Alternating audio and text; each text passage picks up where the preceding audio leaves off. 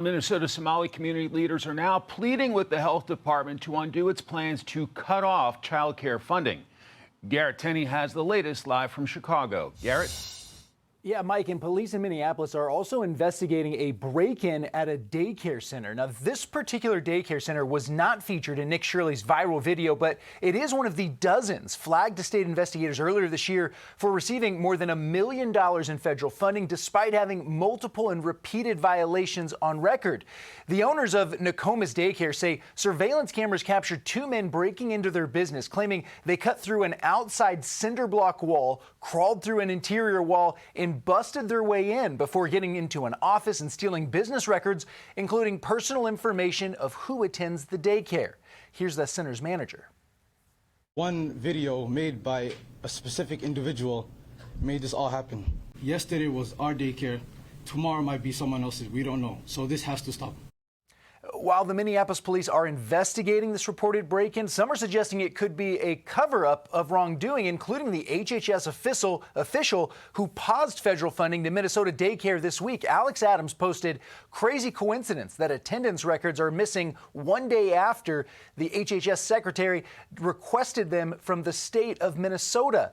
Minnesota Democrats, meanwhile, are continuing to defend their handling of the alleged fraud in the state and attacking the Trump administration for freezing more than $190 million in federal funding as it investigates what prosecutors say could be more than $9 billion of fraud in the state. We're taking fraud seriously. We're working every day to improve our systems, hold those criminals accountable, and move our state forward. That's why it's incredibly frustrating to me that Donald Trump and Republicans want to use this as a political vehicle to cut funding entirely to our state. Republicans argue Minnesota Democrats are now trying to whitewash their mishandling of the growing scandal. If you go back to the Biden administration, particularly along that border, and you heard Biden say, well, I'm doing everything I can do, but yet President Trump came into office and fixed it almost right away. It almost feels like that, again, you have Governor Walz saying, well, I'm doing everything I can do at the moment. And yet President Trump and his team are flooding the zone with resources and probably are going to get to the bottom of it before the governor and the AG there in Minnesota do. Yeah, Congress is now hoping to have a chance to question both Minnesota Attorney General Keith Ellison and Governor Tim Walz at a hearing on Capitol Hill next month. Mike? We will follow this story. Garrett Tenney, thanks very much. Molly? All right, let's bring in Florida Congressman Mike Haridopolos. He sits on the House Financial Services Committee. And, sir, welcome. Thank you so much for being here on this new year, 2026. We greatly appreciate it. Garrett Tenney just covered. Happy New Year to you. Garrett Tenney just covered an incredible amount of ground in that report. There was a break-in at one of the daycares where records have been requested by the federal government, federal investigators. The feds are moving in on this community, trying to get to the bottom of the fraud investigation that's underway. And local officials are blaming the Trump administration for something that really they've been working on for many, many years now as Governor Walz is running for a third term. I just want to get your thoughts on how things stand right now and what you have to say about it.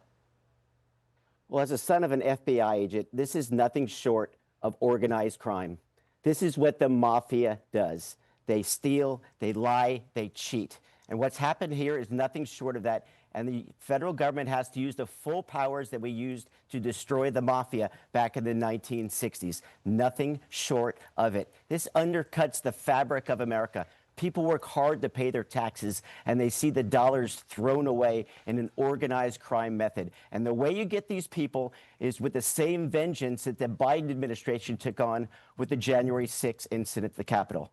That's how you take them on. You start with the lowest level investigators and you say, you knew what was going on. Who told you to turn a blind eye? Nothing short of that will be acceptable to me or members of Congress, because we know when Walz comes to testify, he's going to lie to our face just like he did on the Sanctuary City issue. Yeah, and you're raising a very important point that the House Oversight Committee is announcing 2 hearings. They've invited Governor Walz to come and testify in Washington.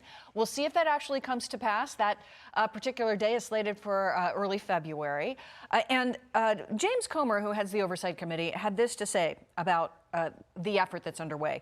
Congress has a duty to conduct rigorous oversight of this heist and enact stronger safeguards to prevent fraud in taxpayer-funded programs, as well as strong sanctions to hold offenders accountable. I think you said something a moment ago that probably touched on a lot of the concern among Americans, is that Americans all across the country are struggling to pay for pre-K, for daycare. I mean, that's generally a very high cost, and you don't want to see, our money thrown away when it could be going to those very programs that people need. Your thoughts?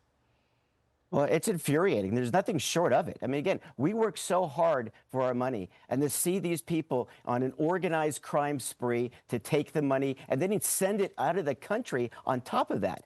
I mean, this is what's going on in Minnesota, and the governor doesn't care. And his excuse, it's Trump's fault.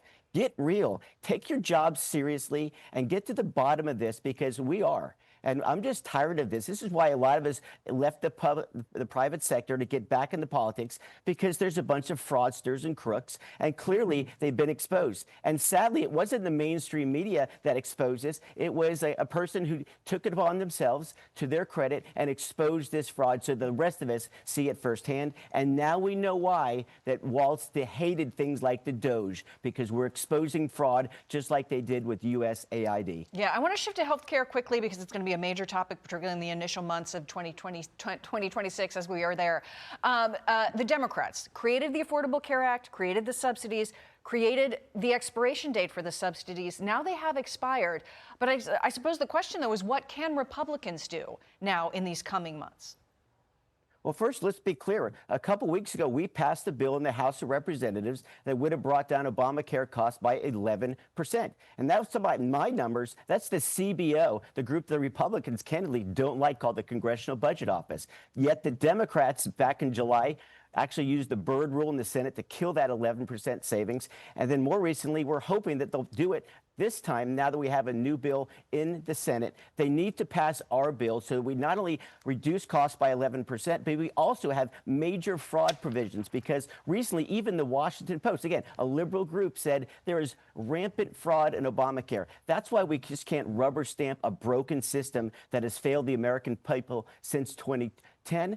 And the truth is, they lied to us there, too. They said they would reduce costs. They said they would reduce the power of insurance companies. The exact opposite happened. We have a better plan. We're hoping the Senate will take up our bill that we passed a couple weeks ago in Washington, D.C. Congressman Mike Haridopolos, thank you very much. We greatly appreciate your insights. Wishing you a wonderful new year. Thanks for being with us. Always a pleasure. Thank you. Hey, Sean Hannity here. Hey, click here to subscribe to Fox News YouTube page and catch our hottest interviews and most compelling analysis. You will not get it anywhere else.